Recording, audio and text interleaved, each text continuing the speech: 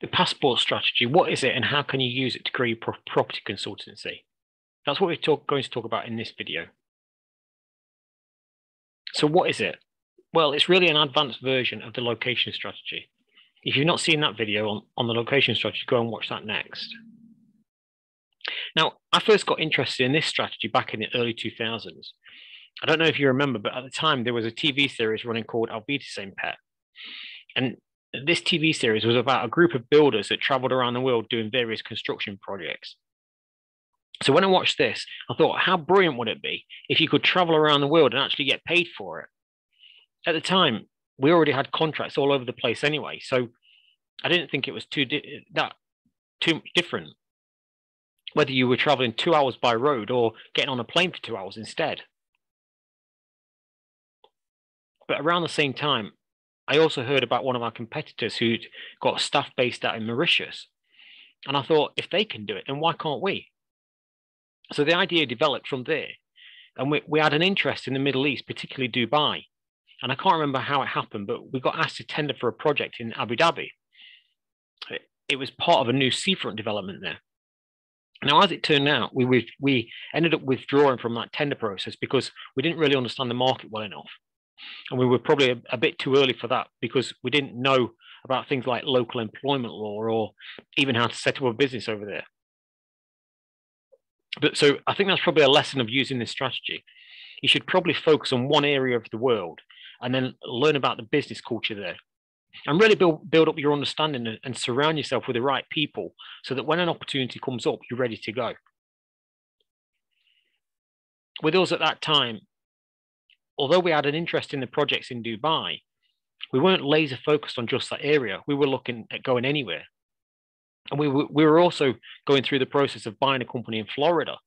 But later after that, we learned from that lesson. And I've since been involved with companies in Europe and later taking companies from the UK over to China.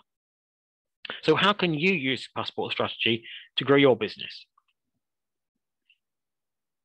So the first thing to think about is which countries would have demand for what you offer. And you might need to package it up in a slightly different way. Sometimes when you're looking at different countries, you'll normally see 3 signs that tell you whether it's suitable for your business to go there or not. They'll either have nobody doing what you do, they'll have a small number of businesses doing what you do, or there'll be lots of businesses doing what you do. So if there's nobody doing it, then there's probably not a demand for it. Because although we tend to think our ideas are original, if the fundamentals of what you provide, whether it's cleaning services or providing entertainment, if there's enough demand for it, then someone will create a business to fill that demand. One mistake that people make when they use this strategy is they believe that if nobody's doing it, then they can come in and own the whole market. The problem is, if it's a radically new solution you're providing to it, that means you've got to educate the local people on why they should buy what you're offering. Whereas when there's already demand for it, someone else has already done that upfront work. The second thing is when there's a small number of businesses doing what you do, perhaps it's an early stage of people adopting it. I think this is the best time to enter that market because you've already gone through that process, learning the best way to develop the market in the UK or wherever you're from. So taking that experience from where you're from over to a new location means that with the right resources, you'll be able to dominate the local market. Then the third sign is when the market is saturated and there's lots of businesses doing what you do. Now, if your strategy is to grow a business from scratch and grow it organically in this new country, then you'll really struggle to do that with so much competition. Another option in a saturated market, you could look at acquiring a number of existing businesses to give you that local presence and then grow from there. But let's talk for a second about when would be the right time for you to use a passport strategy.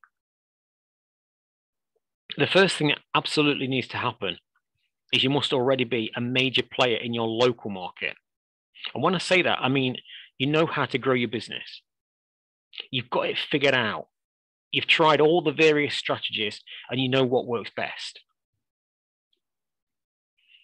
The next is your existing business needs to be running by itself without you needing to be involved. And third, you must have people dedicated solely to making this new country successful.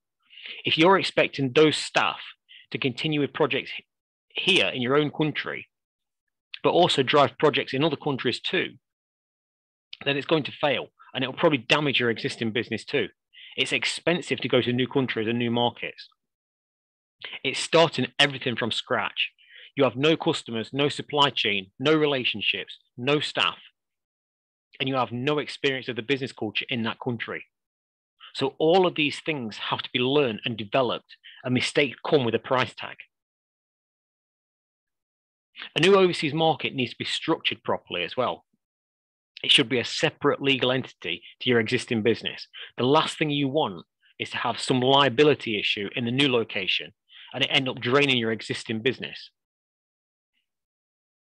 So when you've chosen a country that you think will have demand, the next step is to immerse yourself and learn about the local culture. One of the best ways to do that is to spend some time there. But while you're there, rather than spending all the time by the pool, instead spend time meeting with local people and potential business partners and advisors that they can help you when you set it up.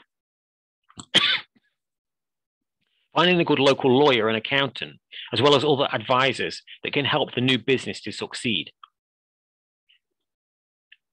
And then you'll probably want to find local experienced people that could run your business in the new country. The important thing with doing this is they'll already have experience in that culture. They'll already know potential clients, suppliers, and staff that can give the business a kickstart in the new location. It should be your job just to oversee operations across both countries, but not actually get involved in either. And that's how you use a passport strategy to grow your property consultancy.